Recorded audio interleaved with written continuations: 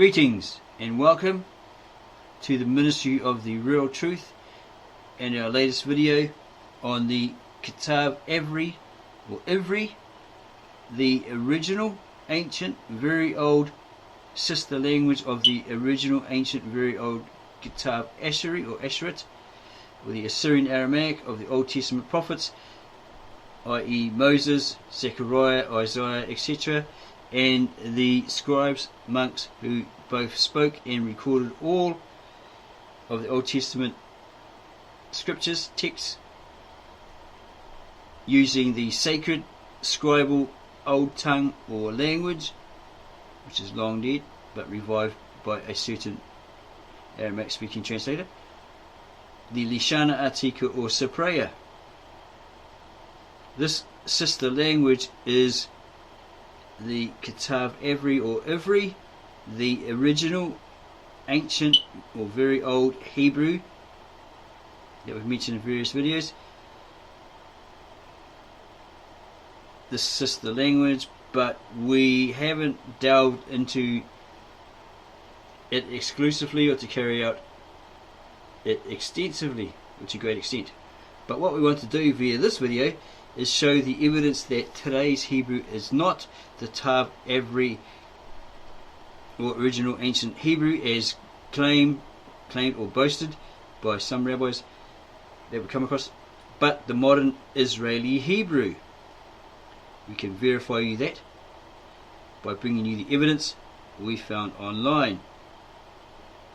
We have not as yet found a full translation of the Ktav Avri or Ivri, or the original ancient very old Hebrew, old tongue, to compare it with its older sister language, the Assyrian-Aramaic or Ktav Ashurit or Ktav Ashuri,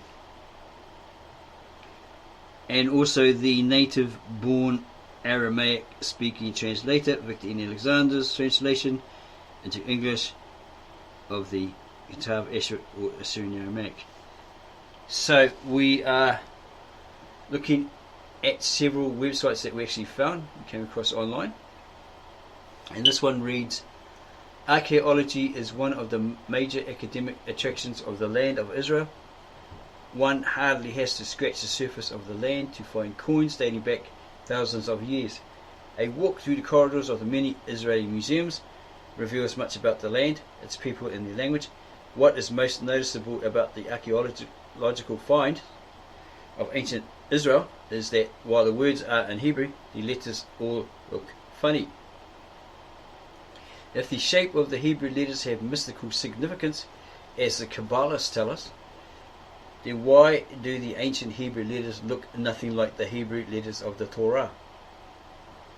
The sages themselves addressed the distinction between the scripts in Talmud Sanhedrin 21b. The script of the Torah and of all Hebrew writing since the Talmudic period is known as Ktav Ashurit or Ashurit, possibly meaning Assyrian script. The script found on ancient coins and in tombs resembles the ancient Phoenician writing and is referred to as Ktav Avri, Hebrew script. While the sages of the Talmud debated in which font the Torah was originally written, the general consensus is Ktav Ashurit, as certain attributes of Ktav Avri do not align with the mystical teachings about the letters. Ktav Avri is viewed as a lesser script that came into use when the people, the house of Israel, or the Israelites, descended into immorality and idolatry. Ktav Ashurit, however, was brought back into use at an unspecified time in later history, possibly in the era of Israel. Yeah, this is like interchange with time, like swap one for the other and vice versa. What we've read is that in the temples they would speak the Ktav Avri or the original ancient very old Hebrew, right? And anything political or outside that circle of sanctification or holiness, etc., etc., they would use the original ancient or very old Ktav Ashurit or Assyrian-Aramaic. Yeah. Okay. That's how they did things in that time, apparently. So Ktav Ivri is viewed as a lesser script that came into use when the people descended into immorality and idolatry. Ktav Ashurit, however, was brought back into use at an unspecified time in later history, possibly in the era of Ezra. No matter which script, Ktav Avri or Ktav Ashuri, one is referring to all of the names of the letters, their sequence, and their numerical values remain the same.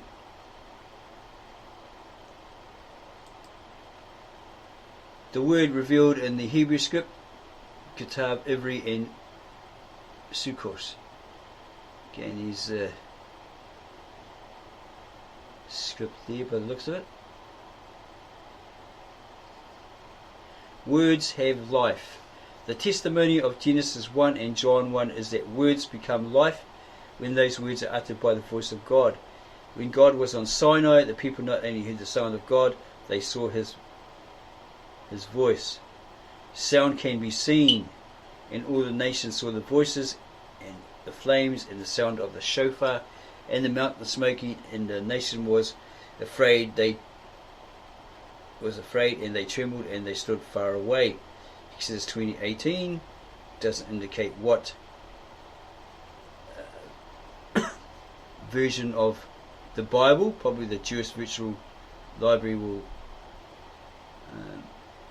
indicate that. Probably the Jewish Bible or something like that. It's not indicated there. So we'll have a look at the original Aramaic, the Assyrian-Aramaic, the Shana Artika, the Shana Sapreya of the Assyrian-Aramaic Ktav Ashurit at that particular verse, translated into English by Aramaic-speaking, native-born Aramaic-speaking translator Victor N.Alexander from Bet Nahrein or Mesopotamia, Syria. Let's have a look at them at Exodus 20:18. And all the people heard the thunder, it's the house of Israel, and saw the lightning, and heard the sound of the horn, that's the shofar in Hebrew, and saw the mountain filled with smoke. The people saw it and were afraid as they stood from afar. They stood like far away. And they said to Moses, "You speak to us, and we will listen. Let not God speak to us, lest we die." So that verifies what we've said in earlier videos, that Christ was God incarnate in the flesh, because his manifestation wasn't yet revealed. God wasn't yet revealed. They knew of God, but he wasn't yet revealed. So Moses couldn't look at, he was too afraid to look at God when he saw him. And the people were too afraid, they knew they would die just from his mere voice. And he tells them, stand afar, they can't go up the mountain, all this sort of thing, throughout Exodus, or else they will die. We can find that for you. It might be down here, it might be further up. Okay.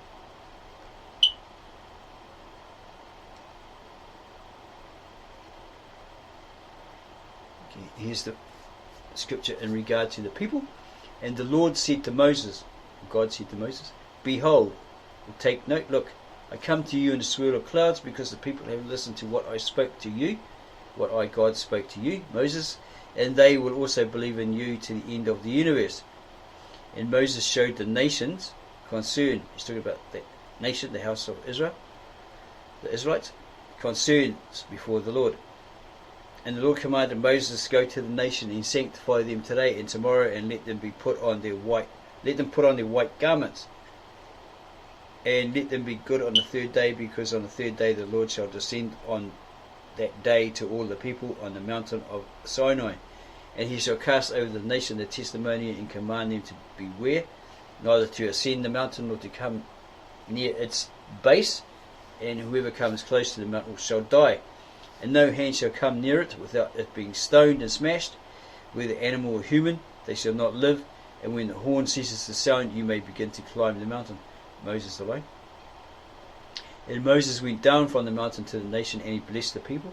and their clothing became whitened. And Moses said to the nation, the house of Israel, or Israel, be good until the third day, do not go near your wives. Okay. And on the third day, when it was dawn, when there was thunder and lightning, and a swirl of clouds came over the mountain, and the sound of the horn was powerful, and the entire nation encamped there was shaken out of their sleep. And Moses brought out the nation on the way of God from the encampment, and they stood at the hem of the mountain, or at the base of the mountain. And the mountain of Sinai was all enveloped in smoke, because the Lord descended on it with fire. He descended from heaven, or up above, on the mountain with fire, and the smoke rose like the smoke of the furnace, and the entire mountain shook indeed. And the sound of the horn travelled well and caught everyone's attention, and Moses spoke out, and God replied with its sound. And the Lord descended to the mountain of Sinai at the top of the mountain, and the Lord called Moses to the top of the mountain, and Moses ascended. He climbed up. He went up the top, or wherever God was. And the Lord said to Moses, go down and commit the people not to stray before the Lord to look, lest many of them should fall. Also the high priests that come close to the Lord should be sanctified, blessed, made holy, made righteous, be clean, cleansed, so as the Lord should not reprimand them. And Moses said to the Lord, the people cannot climb the mountain of Sinai, because you committed us and commanded me, Moses, to set the boundaries for the mountain and to hold it sacred. And the Lord, God, commanded him, go down and bring Aaron your brother with you. And the high priests and the people must not wander off and climb toward the Lord, so as they may not be killed. And Moses went down to the people and told them, or that God had told him, obviously. And here's a footnote here. Where did we start? Okay, I guess we started at 9. 19.9 in the footnotes. Literal Aramaic idiom, arguments, explanations or discourse. 19.10, literal Aramaic idiomatic expression, and whiten their clothing. 19.12, Aramaic idiom, hymns. 19.13, literal Aramaic idiomatic figure of speech, stoningly stoned. 19.13.2, literal Aramaic idiomatic figure of speech, smashingly smashed.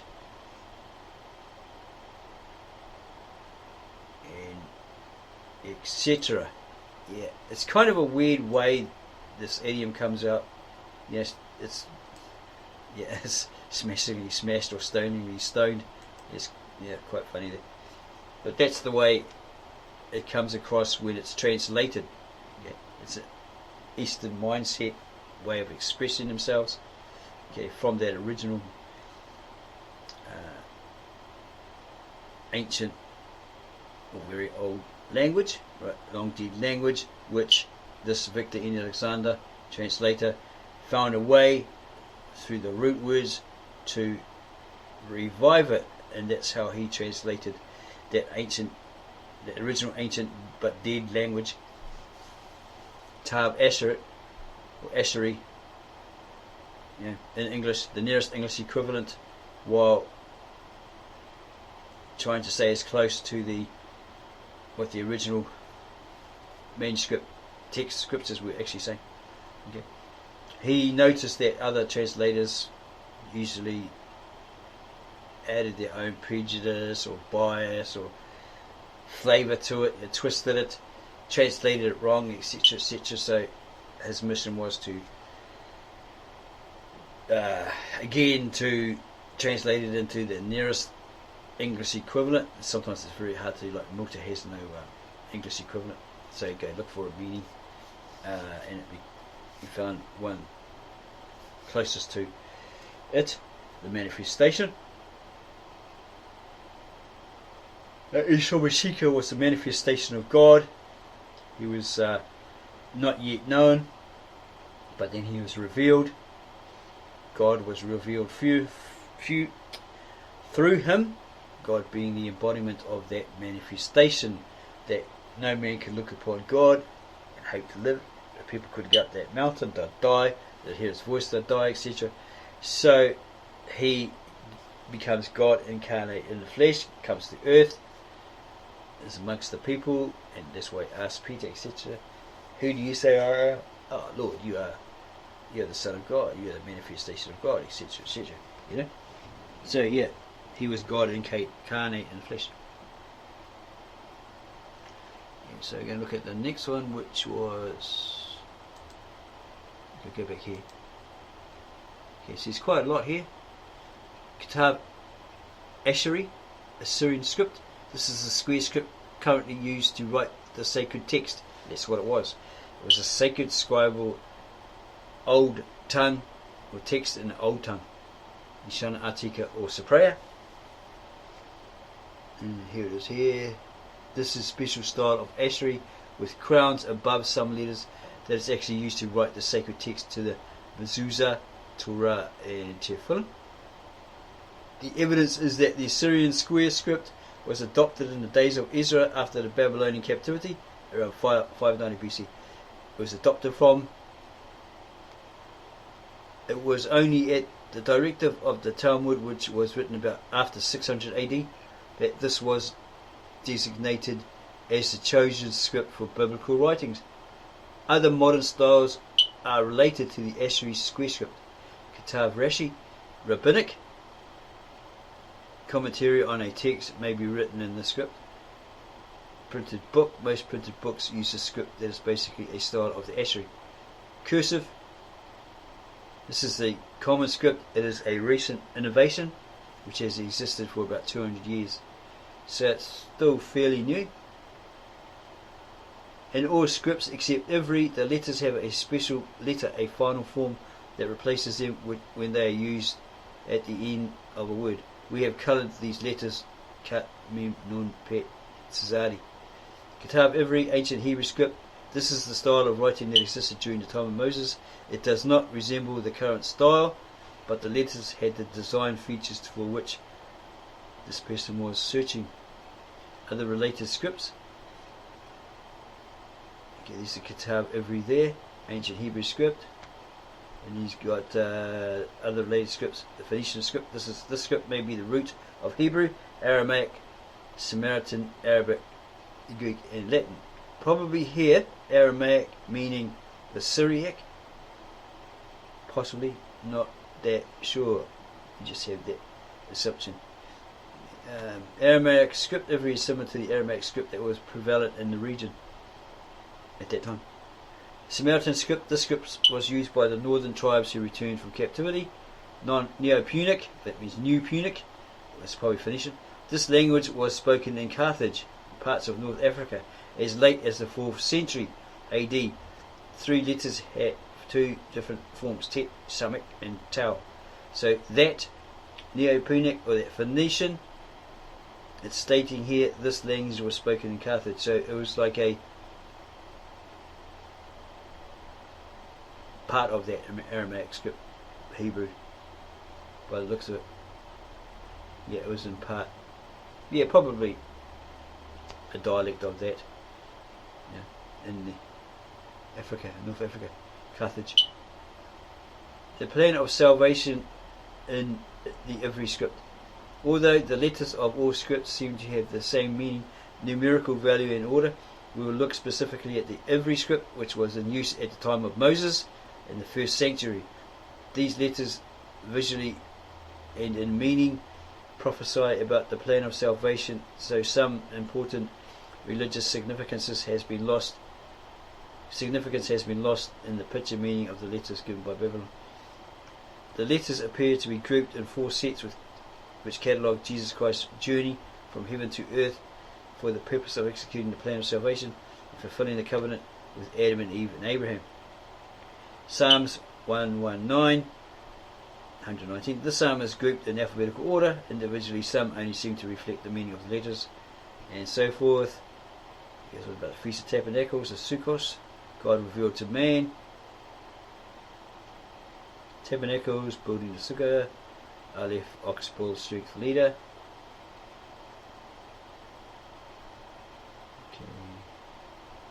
He was the strong ox who came from heaven to submit himself as an offering for sin and bear the yoke or burden of sin for humanity. So that's what to do with that pictograph. Underneath the Hebrew. that Dutch Uncle John, etc., and others do videos on YouTube about the Aleph, the Bet, the Gimel, Dalet, He or Hey, and so forth. And there's plenty more information here.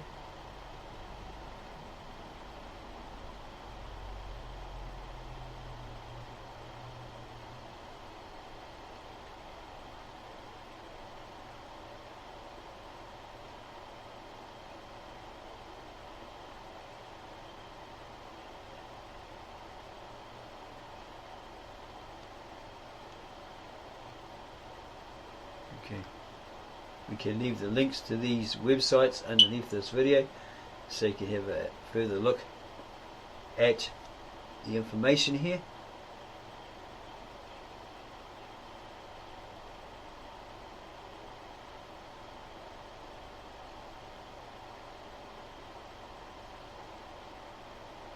Okay, so we are going to give this person the benefit of the doubt that they possibly can read.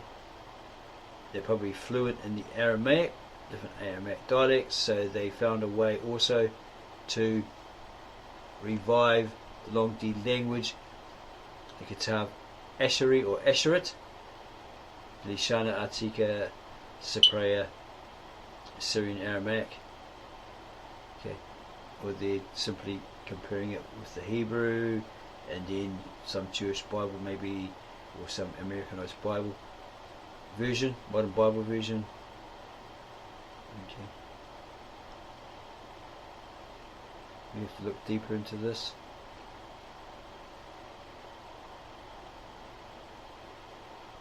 He's not actually the Logos. The Greek is incorrect.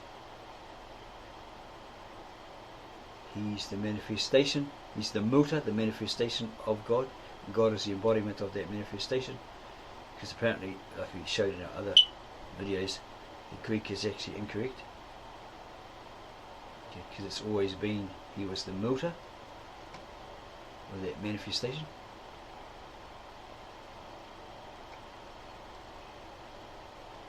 As we have shown in our other videos.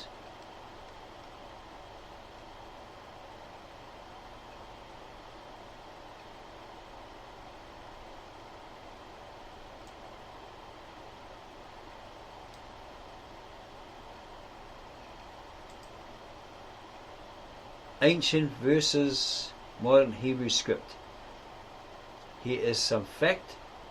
It's known that the ancient Israelites wrote in a totally different script of Hebrew than the one used today. Wouldn't the earlier one have been the original script of Hebrew, the one the Torah was given in? If so, how could it have been changed later? On the one hand, we are so concerned that a Torah scroll be written perfectly.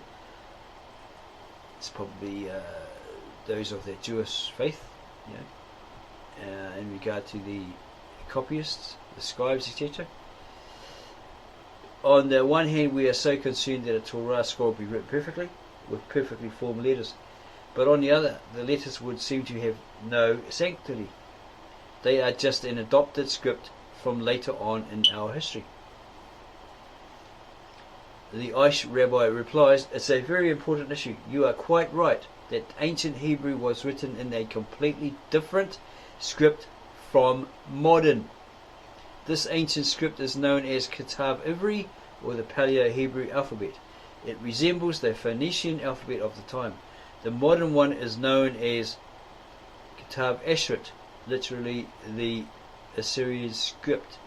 Well, according to N.Alexander, the translator from Bet Nahrein, this is the original ancient, very old. That it was a dead language, so how could they make it a modern one? It's a long dead language. Right? They have the Aramaic, the modern vernacular, right? The common one that everybody knows, the Syriac. Okay, we have to go into that deeper to verify that. Literally, the Assyrian script, Ktav Ashurit, literally the Assyrian script. Assyrians that know this history, they will probably tell you differently. Okay. It closely resembles the ancient Aramaic alphabet and became adopted by the Jews shortly after they were exiled to Babylonia after the destruction of the first temple. The two alphabets have identical letters and bear some resemblance, but are quite distinct. All of the older archaeological finds of written Hebrew were in this ancient script, while from around the 5th century BCE, with the return of many Jews from Persia, the newer script became common.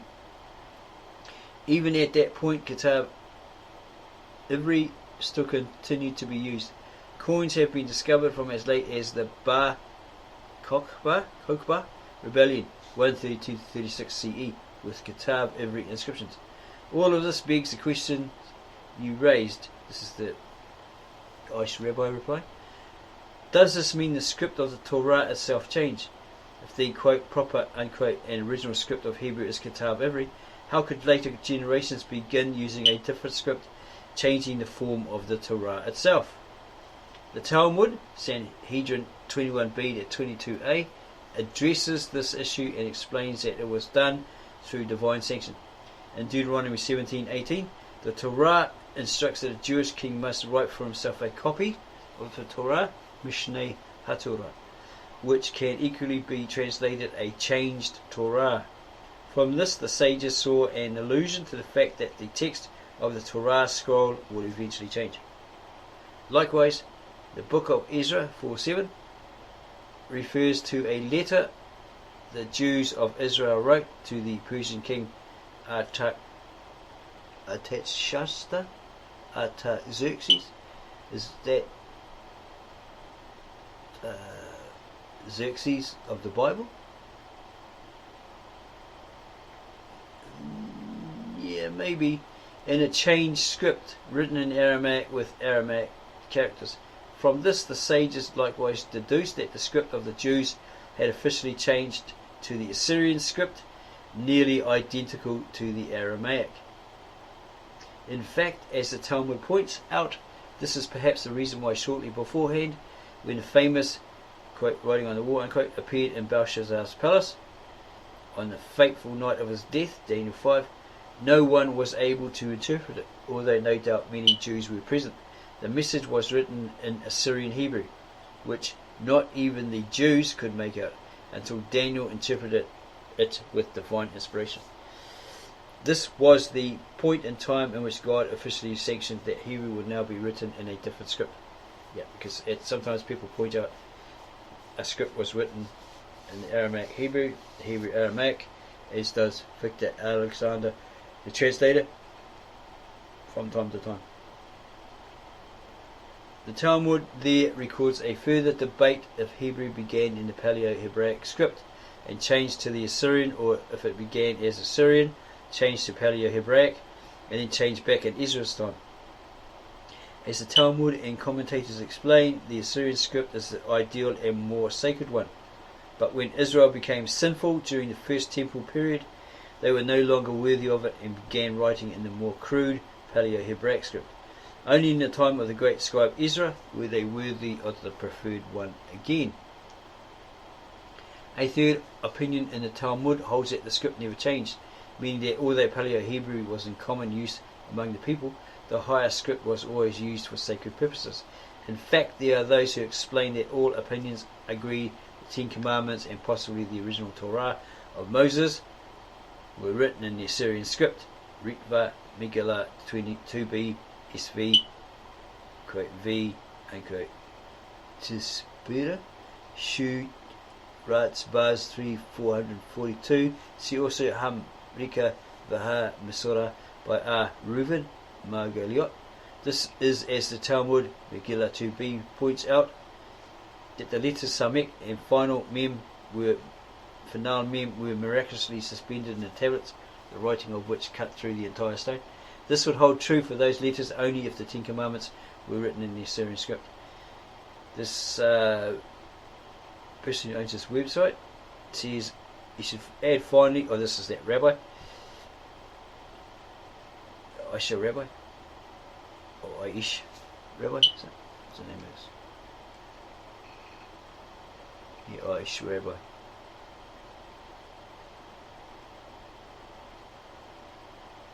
States here he should add finally that in truth the whole issue is not really problematic, since the letter of law, the Torah, may be written in Greek, and according to one opinion in any language, Talmud Megillah 8b. Thus the change from one script of Hebrew to another was not technically forbidden, although clearly Ezra would not have taken it upon himself to institute so drastic a change without the Torah's approval. Rashba and Ritva to Megillah 2b. There's information there. There's some information about the author, Rabbi David Rosenfeld. David Rosenfeld, a native of the Washington DC area, works both as a programmer for Aish, so he's a computer programmer, is he? For Aish.com, and as a responder for its Ask the Rabbi service. He also serves as a volunteer writer for Torah.org. He lives with his wife and family in Ramat Beit Shemesh, Israel. Rabbi Rosenfeld's son, Ivri, recently published his first book, The Ring of Fate, a riveting, fast-paced fantasy novel which is also completely kosher in both language and subject matter. It's available as both book and ebook. It's sold by booklocker.com as well as by Amazon.com and all the major online sellers if you want to go get it and read it. Okay. Hopefully that was eye-opening for you and interesting. Some more on the Ktav Ashurit. You can find Ktav Ashurit in the Ktav Avri. You can find online. What is the authentic ancient Hebrew alphabet? 1. Concerning the origins of the script, Ktav Avri is a close cousin, if not a brother or a son, of the script of the Phoenicians, that in turn derived from Proto-Sinaitic, which Egyptian quarrymen in Sinai used as a shorthand form for Egyptian glyphs. The script itself wasn't Abjad, a script that technically doesn't write vowels. Ktav Ivri, ancient Hebrew script, that's where we were. Ktav Ashuri, however, was brought back into use as an unspecified time in later history, possibly in the era of Ezra. No matter which script, Ktav Avri or Ktav Ashuri, one is referring to, all of the names of the letters, their sequence, and their numerical values remain the same. There's some images of it on Google Images. Ivri, the ancient Hebrew alphabet, the final form of the Ktav Ivri and most of the letters of the Ktav Ashuri. The difference between the two forms is that final form seems to straighten the base, making the letters stand up. If so, since all letters of the Ktav Ivri stand up, then the Ktav Ivri has always been in their final form and could have been used to carve the words of the original Ten Commandments. Ktav Ivri is viewed as a lesser script that came into use when people descended into immorality and idolatry. Ktav Ashuri, however, was brought back into use at an unspecified time in later history, possibly in the era of Ezra and so forth. Basically the same information. And there's plenty more there about the Ktav Avri and the Ktav Ashurit.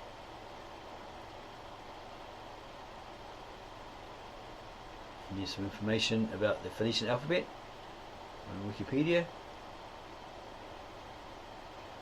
Ktav Avri, ancient Hebrew script as mentioned above, etc. Ktav Avri, ancient Hebrew script as mentioned above. The Hebrew alphabet that we use today is referred to as Assyrian script. In Hebrew, Ktav Ashuri, but there was once another way of writing the alphabet that rabbis called Ktav Ivri, which means Hebrew script.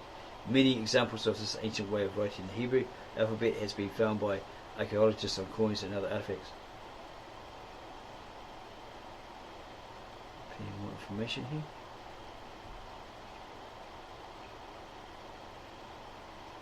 Ktav Ivri and Ktav Ashuri, Rabbi Anthony Manning.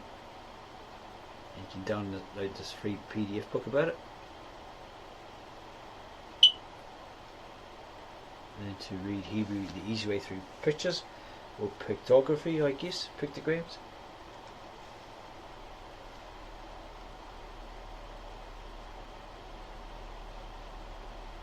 There's another free PDF, Controversial Issues from the Second Temple Period.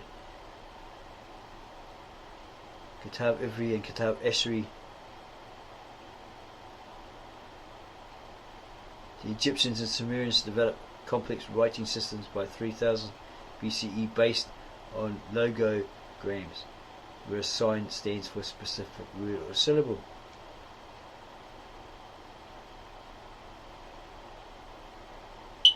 And there's a site here saying Sophie's blog, Jesus is not for Jews.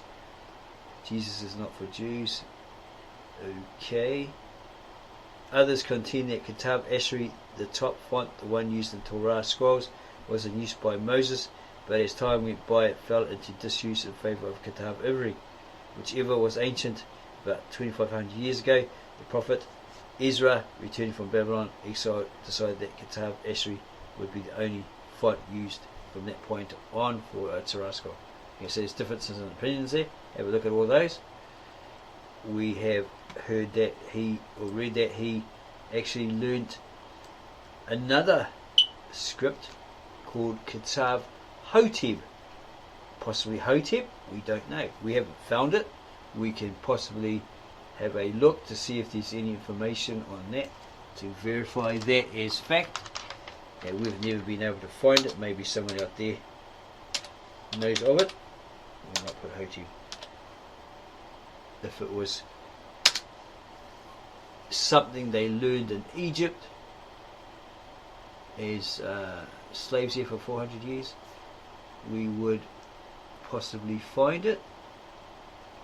It must be around somewhere. No, there's no mention of it. We might get rid of that, because it could be Hotep, it could be Hotep, we don't know.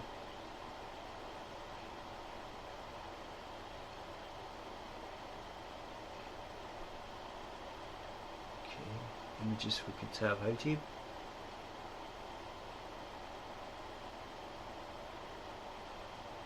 No, nothing so far. I haven't seen anything there. No.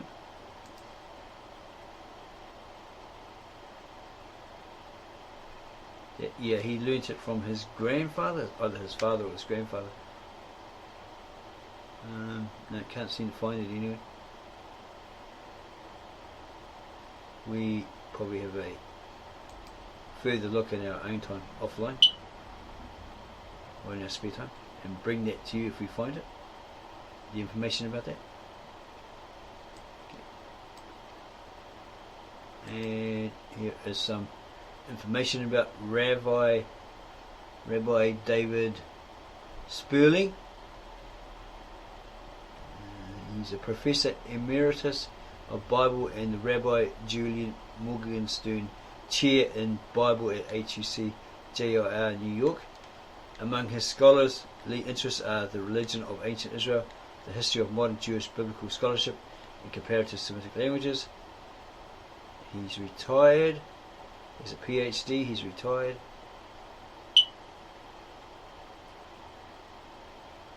Rabbi David Allenson, PhD, Chancellor Emeritus, reflected on Dr. Sperling's career.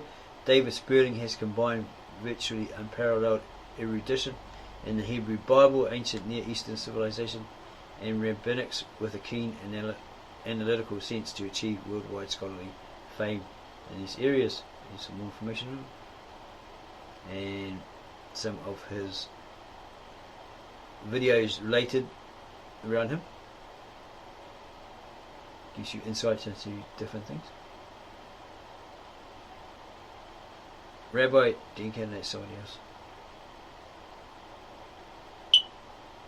Dr. David Sperling, president of the Temple Emmanuel, said Dinka will be missed, his intellectual capacities unsurpassed, etc., etc.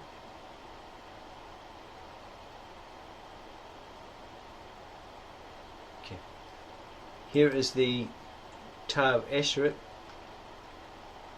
translated into English by native-born Aramaic speaking translator Victor N.Alexander from Bet Nahrein, Mesopotamia or Syria, with 15 years experience in translating these scriptures, 15 or more, and a graduate from San Francisco Film Academy, USA, and he's done like 20 or 30 years or more of films, documentaries. His wife has been in a few Hollywood ones, TV series like Star Quest, I think it was, and Red Queen, etc. She's a Norwegian, heavy accent. It sounds like a lovely lady.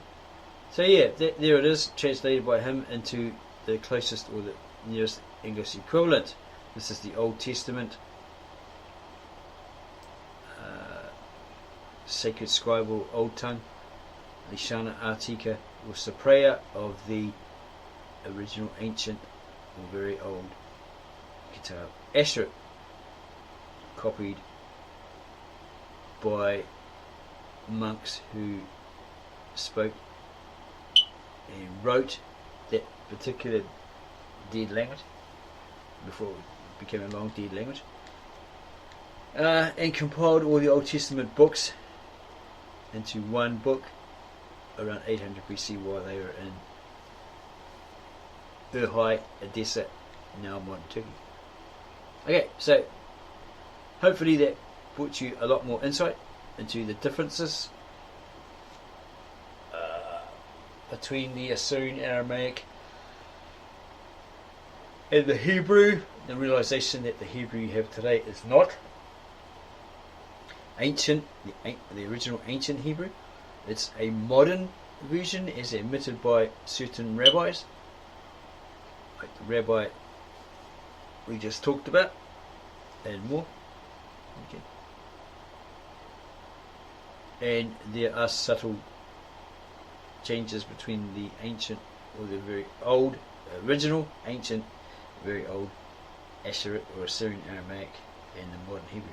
Okay, so if you like this, give us a thumbs up, subscribe to our channel, check that notification bell that it's set properly so you don't miss out on any of our videos.